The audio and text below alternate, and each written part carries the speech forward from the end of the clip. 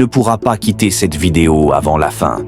Un jour, une mystérieuse sorcière est apparue sous forme de singe étrange dans la maison des voisins.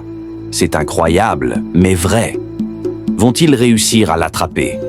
On va le découvrir ensemble. Abonne-toi, like et partage un max pour alerter les autres. À un moment, la sorcière redevient humaine dans le salon.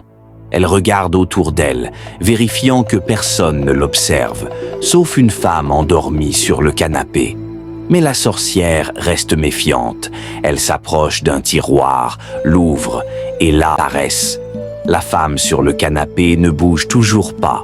Tout semble figé. Tu veux la suite? Écris partie 2 en commentaire et ajoute cette vidéo à tes favoris pour ne pas rater ce qui va se passer. Va te laisse sans voix. Que Dieu vous protège de toute sorcellerie.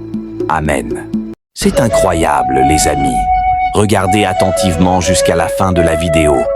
2 sorcières serpents apparaissent devant la maison. Une fille, prête à frapper avec une pelle à la main, découvre avec stupéfaction que ce sont sa grand-mère et la sœur de sa maman, sans même qu'elle ne s'en rende compte. Après avoir reconnu sa grand-mère, la fille reste bouche bée, sans dire un mot.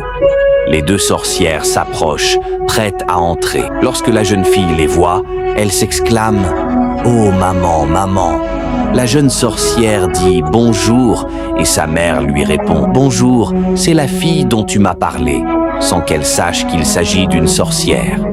Elle appelle sa fille, mais les 2 sorcières ignorent que la petite connaît leurs objets magiques. La vieille sorcière tourne la tête vers la fillette et dit « Hein ?» Sa mère prend la main de sa fille et la présente. « Voici ta grand-mère, dis-lui bonjour. » La petite, tout effrayée, la fixe sans dire un mot.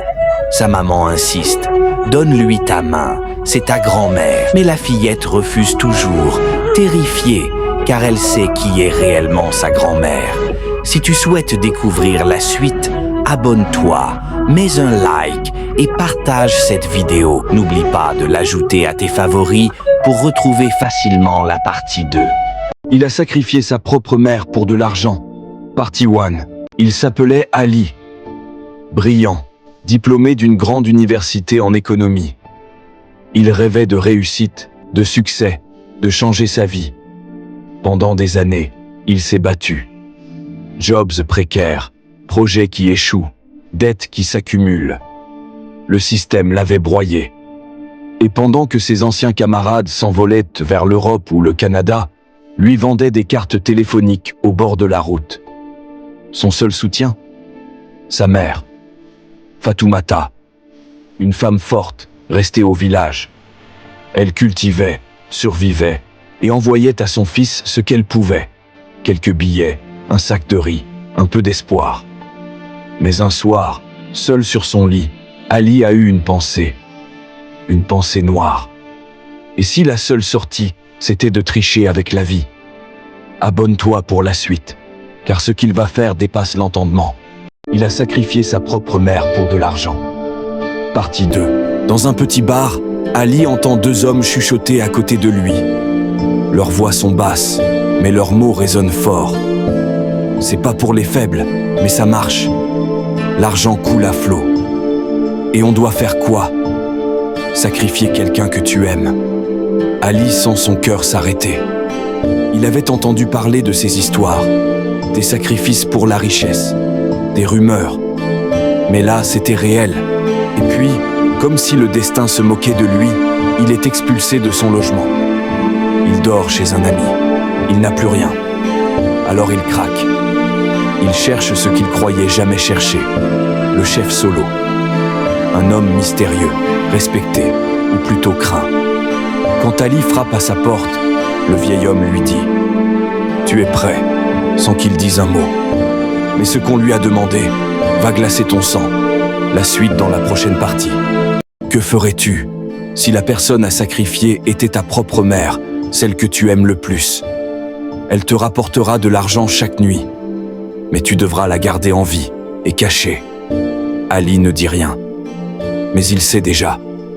Il sait que le nom dans son cœur, c'est Fatoumata, sa mère. Le lendemain, il retourne au village. Elle l'accueille avec tendresse. Elle cuisine son plat préféré. Elle le serre dans ses bras, heureuse comme jamais. Mais cette nuit-là, Ali l'emmène dehors, sous un ciel sans lune. Et là, il accomplit l'irréparable. Le rituel commence. Et ce soir-là, Fatoumata cesse d'être une mère. Elle devient un puits sans fin de billets, de richesses, de cauchemars. Ali a tout eu, mais à quel prix?